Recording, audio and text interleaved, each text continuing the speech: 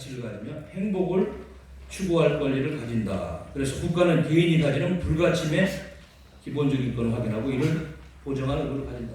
지소미아 파기는 조금 광으로 해석하면은 헌법 10조를 정면으로 얘기하는 반영행위입니다. 반영행위.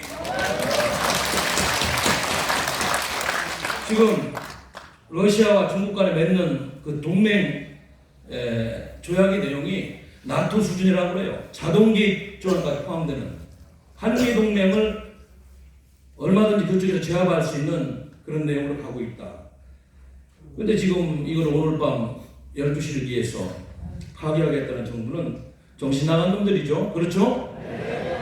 미국에서도 마지막 상원에서 외교위원회, 군사위원회 의원들이 지소미아 파기를 해서는 안 된다는 결의안을 만들어서 이렇게까지 미국에서 마지막까지 예의를 지키고 문재인 주사받는 건이 예뻐서가 아니고 그래도 대한민국을 사랑하는 같은 자유민주주의를 사랑하는 동민국으로서 예의를 갖추고 있는데 오늘 밤 12시 나가지고 파기한다고 선언하면은 정말 perfect storm이 아니고 대한민국의 안보는 없는 겁니다. 아마 국가 신용등급을 곧바로 내려가고 그리고 아마 많은 해외 자산들이 이제 떠날 차비를 하는 그런 엄청난 전국이 전환일 것이다.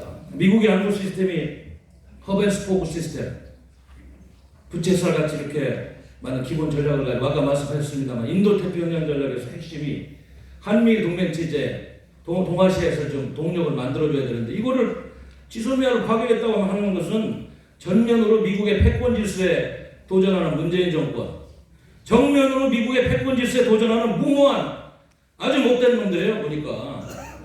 그래서 우리가 걱정하는 거고 지금 러시아의 중국의 그런 우리 영동을 침범하는 이런 상황에 대해서 합참이 지난번에도 뭐라고 그랬어요? 러시아의 그 비행 기름을 갖다가 겉모습만 보고 뭐 수호이 27이라고 그랬는데 내용을 알고 보니까 수호이 35 최첨단 무기인 거 아니에요? 이렇게 엉터리같이 군사 수진 능력도 없고 분선 능력도 없는 대한민국 국방부가 뭘 믿고 정의용하고 한미동맹에는 지장이 없고 군사안보 상황에 뭐 크게 지장이 없는 것처럼 헛소리를 하고 있는데 정말 큰일 났습니다. 대한민국의 운명은 국제정치적으로 봐도 그 100년 전에 카스라 델타 빌락에서 보듯이 우리 국민들이 열심히 해서 정신을 차리고 하는 게 50, 국제정치 구도에서 파워 파라틱스, 힘의 논리에 가지고 국제의 힘이 작용하는 게 50. 그래서 이렇게 우리의 운명이 결정되는 겁니다. 더군다나 분단 국가에서 이렇게까지 무모한 미국의 패권 질서에 그것도 군사 패권 질서에 정면으로 도전하는 문재인 정권은 병술국치보다 더한 걸 만드는 거예요, 여러분. 그래서 우리 당이 오늘도 마지막까지 투쟁하고 돌려보려고 합니다만 이놈들 떠난 거 보니까 이미 뭐 배는 떠나간 것 같고 어떻게든 한미일 체제에서 이탈해서 북중정 체제로 끌고 가겠다는 그 기본 톤을 오늘 뭐 청와대에 회의한다고 그러는데 요시경이 갖고 마지막 기회라고 생각하고 그 잘난 주사파들 개똥 철학을 가지고 대한민국을 난도질하고 있는 것입니다. 그래서 우리가 이걸 어떻게 해야 되는지 정말 고민을 하고 있는데 일단 뭐 오늘 밤까지는 저희들이 투쟁을 한다고 해서 물리적으로도 안 되고 그나마 동맹국들이라도 마지막까지 더 센 압력을 좀 하고 시간이 좀 남았으니까 이들을 바꿔야 되는데 이미 철학이 잘못되고 전환시대의 논리, 우상고해석이라는 그 정도의 고졸 수준의 국제정치 인식을 가진 알면서도 그런지 모르겠습니다만 못된 놈들에 의해서 대한민국의 안보역은 이미 침해되고 있다. 이렇게 보는 것이 맞을 것 같습니다.